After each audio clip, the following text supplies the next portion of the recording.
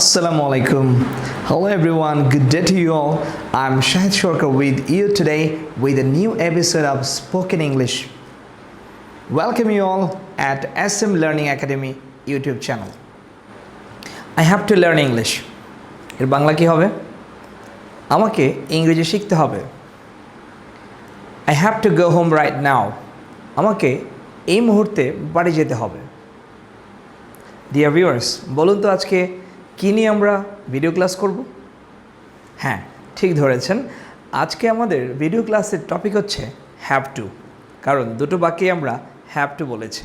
Dear viewers, আপনারা জানেন have to এবং হ্যাজ টু এই মডেল অক্সিলারি ভার্ব দুইটি স্পোকেন ইংলিশের ক্ষেত্রে অনেক বেশি ব্যবহৃত হয়।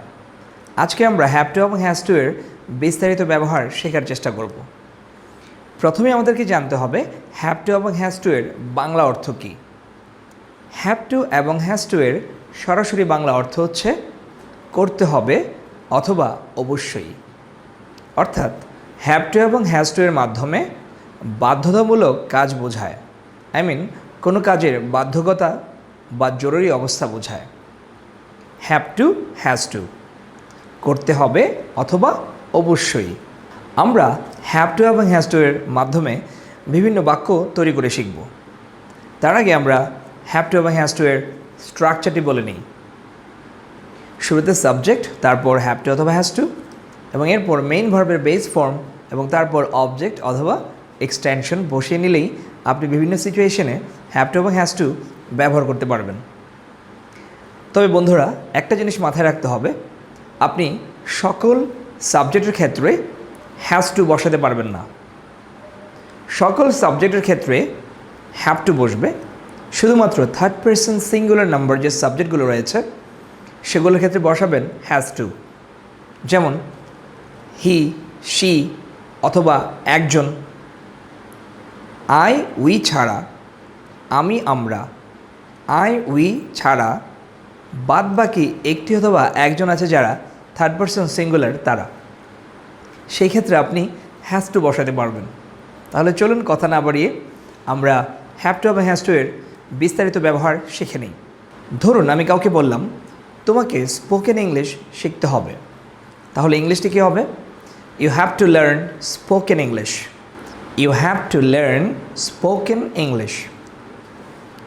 পরের বাক্যটি হচ্ছে তাদেরকে অবশ্যই বাড়ি যেতে হবে। ইংলিশটি হবে they have to go home. আবার ধরুন আমি বললাম তাকে অবশ্যই ছবি আঁকতে হবে। এখন সে একজন, এই জন্য আমরা বলবো হি অথবা she. He has to draw a picture অথবা she has to draw a picture.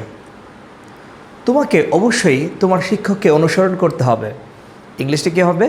You have to follow your teachers. You have to follow your teachers. তাদেরকে অবশ্যই ভালো করে পড়াশোনা করতে হবে। ইংলিশটি হবে they have to study properly. They have to study properly. আমাদেরকে সময় মতো পৌঁছাতে হবে, অর্থাৎ জরুরি কাজ। বেশিরভাগ ক্ষেত্রে 90% জরুরি ক্ষেত্রে আমরা হ্যাভ টু ব্যবহার করি। আমাদেরকে সময় মতো পৌঁছাতে হবে। We have to reach timely. We have to reach timely. আমাদেরকে নিরাপদ থাকতে হবে। We have to keep safe. We have to keep safe. তাদেরকে গাছ রোপণ করতে হবে। ইংলিশটি হবে they have to plant trees. They have to plant trees. পরের বাক্যটি হচ্ছে তোমাকে জোরে কথা বলতে হবে। ইংলিশটি হবে you have to speak loudly. You have to speak loudly. তোমাকে নিয়মিত শরীরচর্চা করতে হবে। ইংলিশটি হবে you have to exercise regularly. You have to exercise regularly. এবার এক্সাম্পলটি হচ্ছে আমাদেরকে একটি বাগান তৈরি করতে হবে। ইংলিশটি কী হবে? We have to make a garden. We have to make a garden. আমাকে কঠোর পরিশ্রম করতে হবে। ইংলিশটি হবে I have to work hard. I have to work hard. আমাদেরকে প্রতিদিন সকালে ঘুম থেকে উঠতে হবে। We have to get up early in the morning every day. We have to get up early in the morning every day. তাদেরকে homework শেষ করতে হবে, অর্থাৎ তাদেরকে বাড়ির কাজ শেষ করতে হবে। ইংলিশটি হবে They have to complete homework. They have to complete homework. কামালকে শব্দার্থ মুখস্থ করতে হবে, অর্থাৎ কামালকে ইংরেজি শব্দার্থ মুখস্থ করতে হবে। ইংলিশটি হবে Kamal has to memorise English vocabulary. কামালের সাথে আমরা হ্যাজ টু কেন দিব? কারণ কামাল হচ্ছে থার্ড পারসন সিঙ্গুলার নাম্বার, অর্থাৎ আই ইউ ছাড়া একজন, এই জন্য আমরা কামালের সাথে দিলাম has to. Kamal has to memorise English vocabulary. আমাদেরকে সামাজিক দূরত্ব মেনে চলতে হবে। ইংলিশটি হবে we have to maintain social distance. We have to maintain social distance. For এক্সাম্পলটি হচ্ছে আমাদেরকে সময় কাজে লাগাতে হবে। ইংলিশটি হবে we have to utilise our time. We have to utilise our time. আমাকে ভিডিও তৈরি করতে হবে।